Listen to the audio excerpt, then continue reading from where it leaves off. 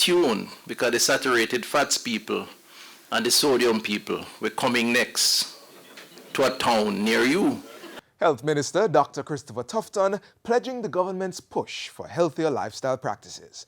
Through a $100 million loan, the Ministry of Health will be tackling non-communicable diseases. Illnesses caused by tobacco, alcohol, and beverages with added sugar or syrup will be addressed through a multi-pronged approach. That includes the upgrading of 5 hospitals and 10 health centers, as well as a proactive public education campaign. We'll have more important information for you on today's show, so please stay with us. Stop smoking around me! Without cigarettes, the world will be much better. Smoking is bad for your health, and when grown-ups smoke around us, we are breathing in their smoke too. Cigarette smoking is bad for your health and the health of those around you. Don't smoke around children. A message from the Pan American Health Organization.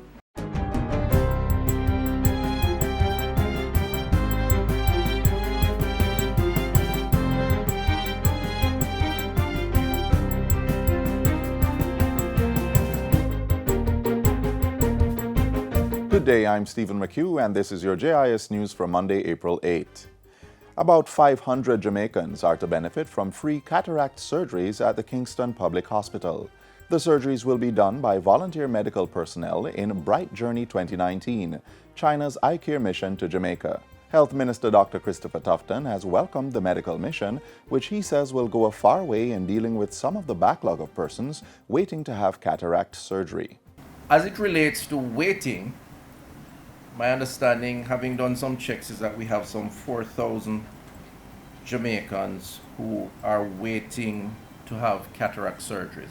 Minister Tufton also pointed out that data from a 2015 examination revealed that cataract, followed by uncorrected refractive error and glaucoma, were the dominant causes of blindness among the population. This is Bright Mission's second visit to Jamaica. The first was in May 2015, when more than 200 patients benefited from free cataract surgeries at the Kingston Public Hospital. The hospital also received donated medical equipment and supplies worth $400,000. Additional equipment and supplies have again been donated, this time along with the cataract surgeries. In other health news, Mandeville Regional Hospital has received a $1 million donation to support the work of its renal unit. The money was donated last Thursday by Jamaica Standard Products Company Limited, JSP, through its annual event, the High Mountain Coffee Road Race. Regional Director for the Southern Regional Health Authority, Michael Bent, says the donation will greatly impact the lives of the 58 patients and their families who access services from the unit's 12 dialysis stations. He says it will also allow the hospital to stretch its services to more patients, pointing out that 103 persons are on the waiting list to access hemodialysis services. SARA's regional director says the annual cost to treat kidney failure patients at Mandeville Regional is $65.8 million, with the demand for these services outweighing the hospital's resources and capacity. He's calling on Jamaicans to take greater personal responsibility for their health and is urging corporate Jamaica and individuals to partner with the public health sector to help ensuring the sustainability of the service. Security measures have been strengthened at the Victoria Jubilee and Kingston Public Hospitals. Acting CEO for the hospitals, Colleen Wright, has revealed that 13 closed-circuit television CCTV cameras have been installed at the facilities. The cameras, valued at $1.3 million, were bought with funding provided by the Ministry of Health. The hospital CEO says the cameras cover high traffic and vulnerable points throughout the compound, including the lobby areas and all entrance and exit points. She says the cameras enhance public safety and should help the hospital resolve matters quickly in the event of criminal activity. Other security measures have also been put in place to monitor the approximately 210 persons who visit KPH and Victoria Jubilee daily. These include 24-hour security personnel and visitors now being required to sign in to enter the facilities. Additionally, searches have been implemented to ensure that no unauthorized items or persons enter or leave the hospitals. In other news, government is crafting a comprehensive plan to accelerate Jamaica's progress in the animation industry. This is being done through stakeholder consultations and investor engagement, which will inform the contents of a green paper for animation policy, as well as a national science, technology, and innovation policy. And that is critical as part of our entire national development plan, a plan that will see us finding these innovative ways of moving the country constructively in the right direction. Minister Pernell Charles Jr. was speaking on Friday at the third staging of the Kingstoon Animation Festival. The four-day conference formed part of activities under the Youth Employment in the Digital and Animation Industries YEDI project. $908 million has been set aside in the 2019-2020 budget to execute programs under this project.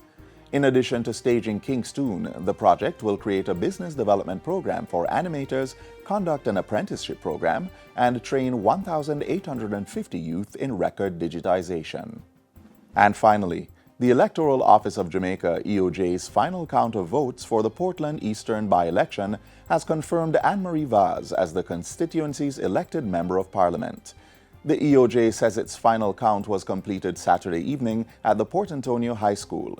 Mrs. Vaz secured 9,989 votes, while Damian Crawford got 9,670 votes. The EOJ says 75 ballots were rejected.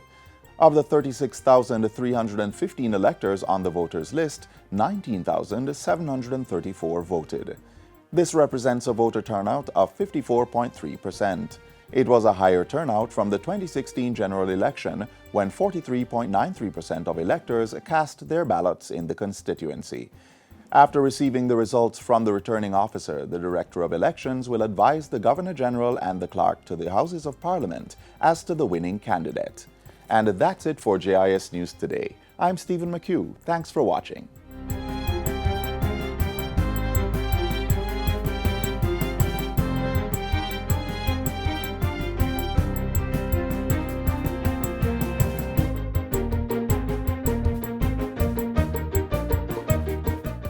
I'm young, gifted, and violence-free.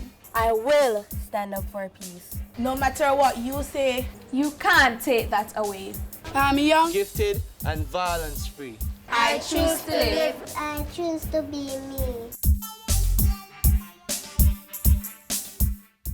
Watch as Prime Minister Andrew Holness unveils his plans for Jamaica in this fiscal year. I'm dreaming of a new Jamaica.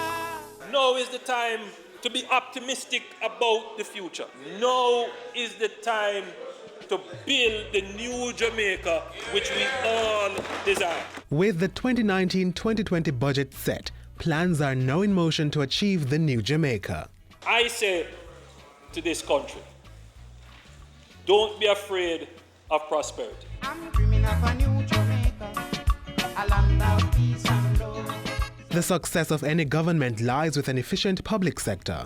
That notion is not lost on the Andrew Holness-led administration. In this fiscal year, the government will be instituting a new set of rules to select boards for the island's 163 public bodies. Poorly run public bodies pose a threat to our economic program and fiscal certainty.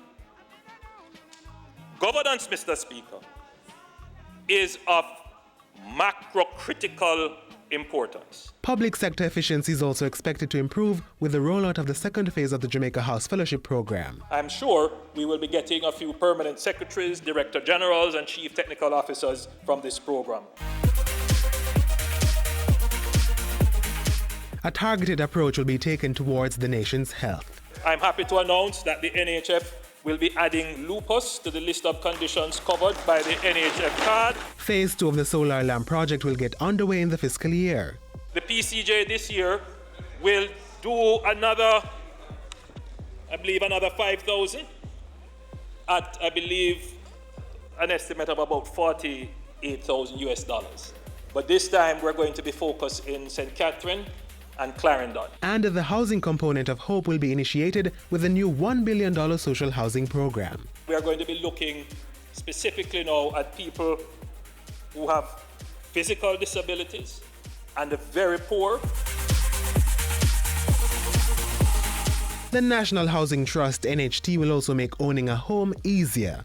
As of May 1, all NHT mortgages will see a 1% reduction in their interest rates. The income bands have been expanded to allow mortgages to access home grants. Prospective mortgages will have access to $6.5 million, a $1 million increase. There will be an increase in the construction loan limit for NHT lots.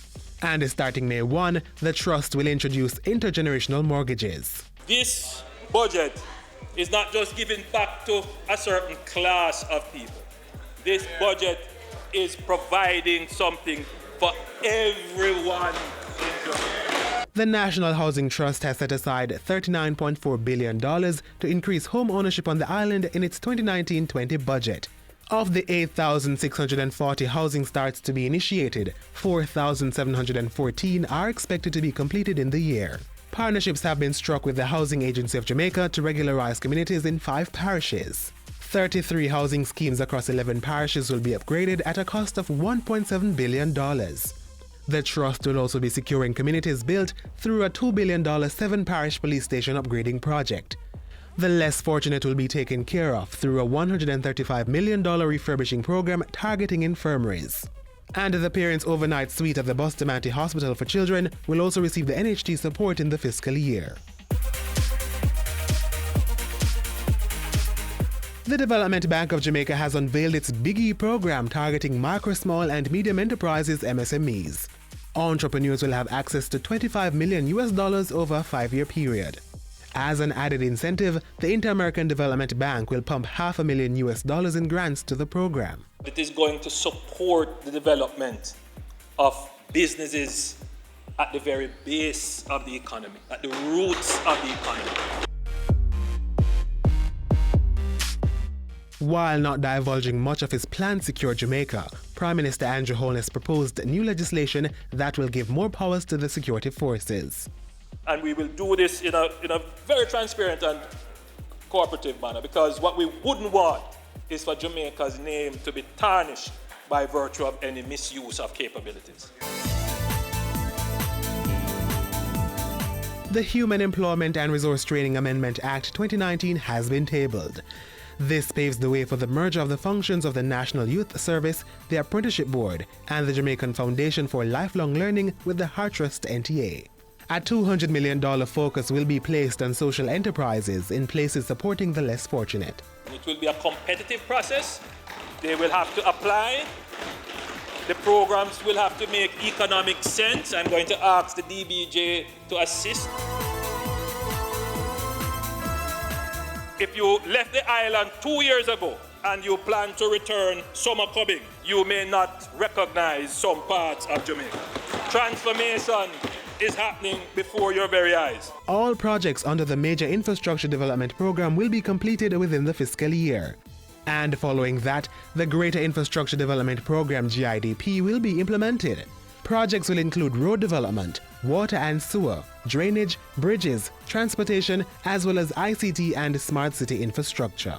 $500 million will be spent on major bridges in 12 communities across 5 parishes. The 14.9-kilometer Montego Bay Bypass project is now in the design phase, with construction expected to start immediately after. And the first phase of the Southern Coastal Highway Improvement Project will get underway this fiscal year. It includes work on roads between Harbourview and Port Antonio, as well as the East-West Toll Road in Clarendon to Williamsfield in Manchester.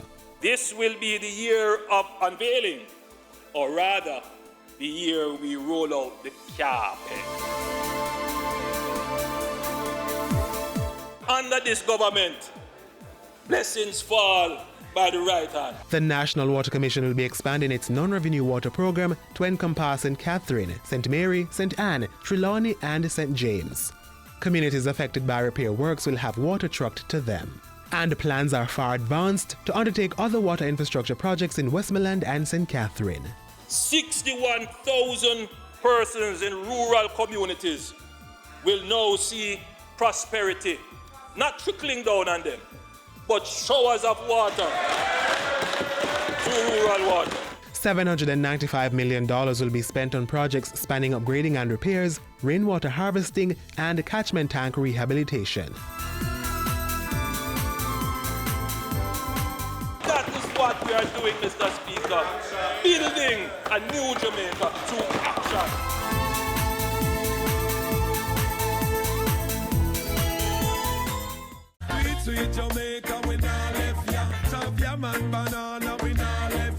Finger-licking jerk chicken, Helcher fish and bami, we run down yam and banana, roast breadfruit, sweet potato pudding.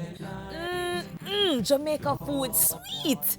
So let's make a pledge to use more local produce and less foreign goods. Let's grow what we eat and eat what we grow. As we continue to celebrate our rich traditional foods this Farmers' Month, we take a look at one company's quest to improve the eating habits of select schools across the island.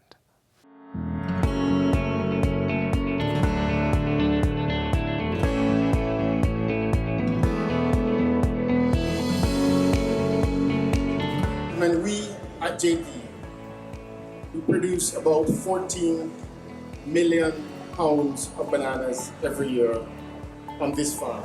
And we know that we have the soil, the land, we have the sunshine to produce 7% more bananas and to make this happen.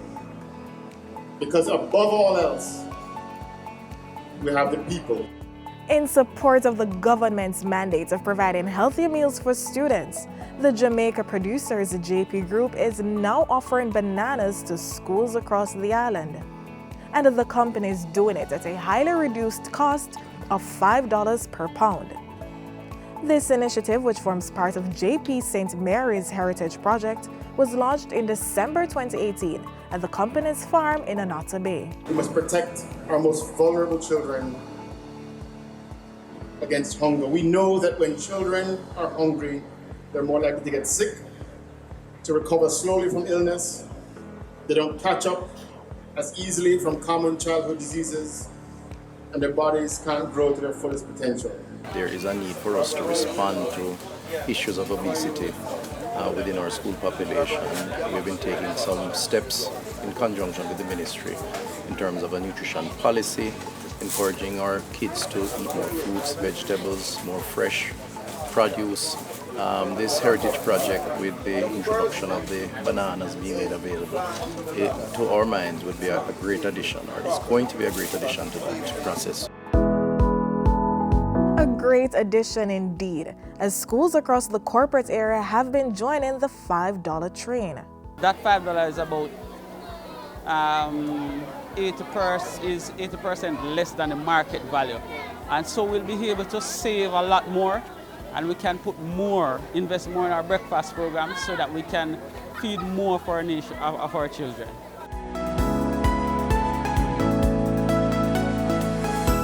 The most time in schools, children are being fed with rice. I think getting green bananas, and especially the fact that the green bananas are grown in Jamaica and they are natural products, I think that it is actually very great. Once corporate Jamaica get involved in terms of initiatives like these, you're going to have a better picture later. The future is going to be brighter for our children. For the schools, I know it's hectic and we are preparing a large batch, but what we can do, we can take those bananas, we can blend them and we can use them to make a porridge. And this way it will stretch more and serve the mass better. For instance, we start giving them banana porridge, banana fritters, ripened banana, they have banana cakes and stuff like that, muffins. But we are getting the bananas ripe to do that. Bananas provide many benefits for children. The fruit is high in fiber, which helps them feel fuller for longer. It is easy to digest. Bananas contain vitamin A, and this is beneficial to children's vision. Also, the potassium in it helps to grow strong bones, and it also increases brain power, which helps to improve concentration. I had banana and beans, and it was very delicious, and I enjoyed it. And I enjoyed that JP Foods is giving 40 pounds of bananas to my school every Tuesday for 1 year. And that's just good. It's very good, and we really appreciate it, and I love it because it's a type of brain food. And the exam that I'm doing right now, I know that that banana, it can help me to do well in my exam. We must support our local farmers and businesses by making eating Jamaican a part of our lifestyle.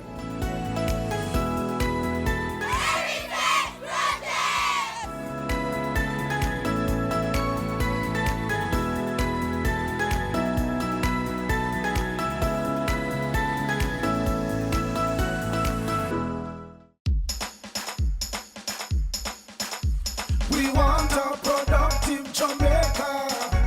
We are not productive Jamaicans. Productivity to move forward on this land. Productivity, that's the way to go, we should understand. Productivity is the way to go for all us Jamaicans. Small business, big business, old and young, we are tell every woman and man. We want growth and prosperity for a better nation with a building plan. So we can build our product and sell our product and put more money in our hand.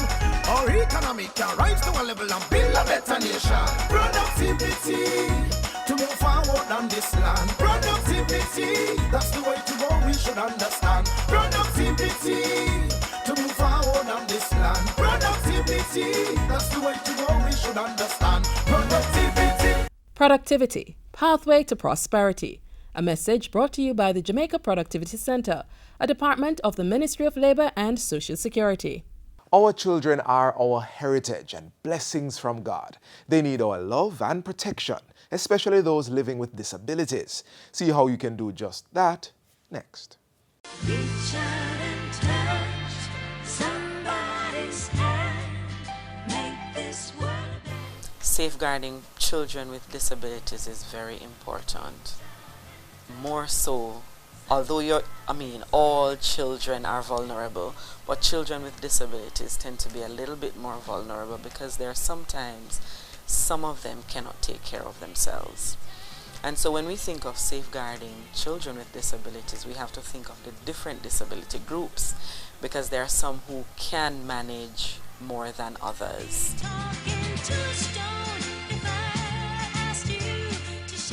For persons who are deaf, children who are deaf, you have to ensure that they get the information about being safe, whether safe on the roads or safe from strangers or safe from persons who would harm them. So giving them the information in a language that they can understand. And for us in Jamaica, it's through the Jamaican Sign Language.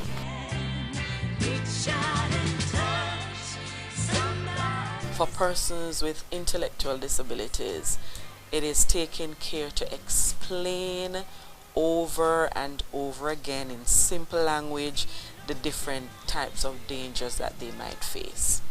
It is teaching them how to be safe on the roads, how to be safe at home, at school, wherever they are. And for these children, they will need sometimes practical examples of what to do.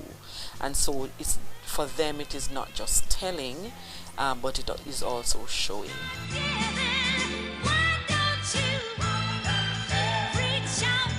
It is very, very important for the child who is blind that they can listen and they can understand readily, but they cannot see, and so they need to be introduced, to the physical feel of things.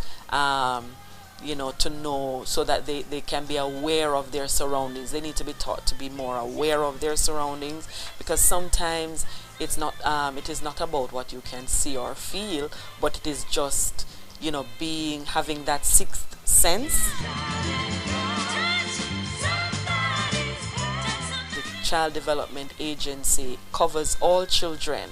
However, there is a Jamaica Council for Persons with Disabilities, the Combined Disabilities Association, the Jamaica Association for the Deaf, the Jamaican Association on Intellectual Disabilities, the Jamaica Autism Support Association that is there, to help parents and caregivers.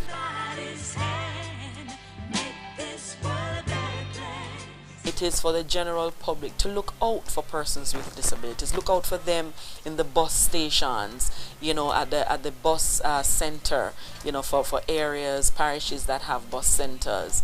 do not abuse them, do not shove them aside, do not when you're entering the bus and everybody is pushing and shoving, look out for them to ensure that they get on the bus so that they too can get home, if that is their means of transportation. Persons really have to look out. Don't take away their lunch money, don't spit on them, you know, don't disregard them. They're another human being seeking an education, seeking to go about their business like any other legitimate child.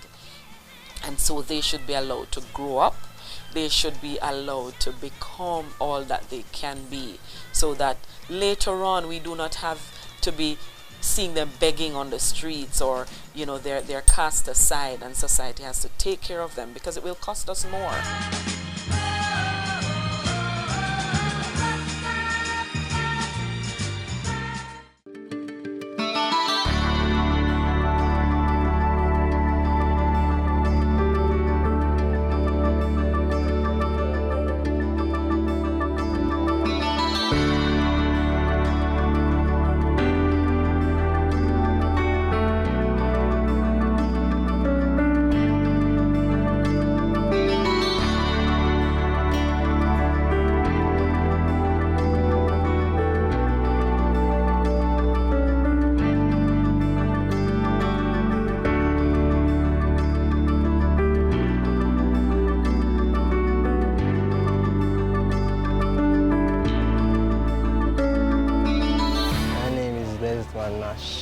He has been here for about 6 months. He does general stock maintenance and ordering of the shelves.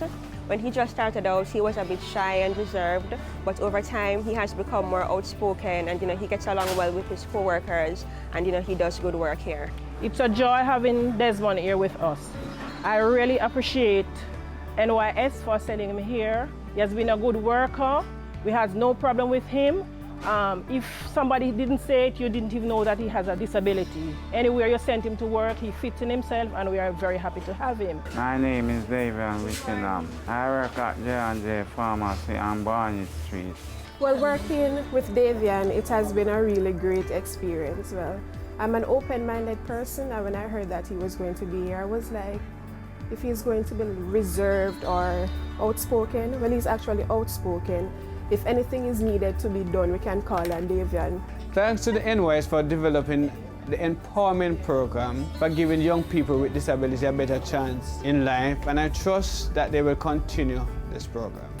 Just to say, continue doing what you're doing, and God's richest blessing on the organization. If you or someone you know has an intellectual disability, you can refer them to the National Youth Service, where our program fully caters to their personal and professional needs, where we will be sure to assist them in transitioning into the world of work. The National Youth Service, empowering Jamaica's young people.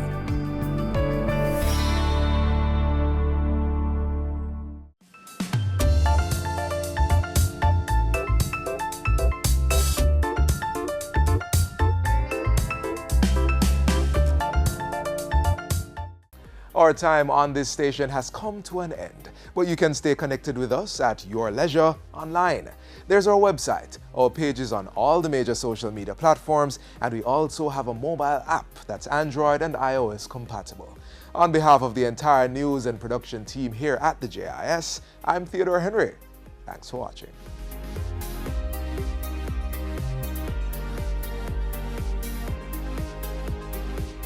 This has been a production of the Jamaica Information Service, the voice of Jamaica.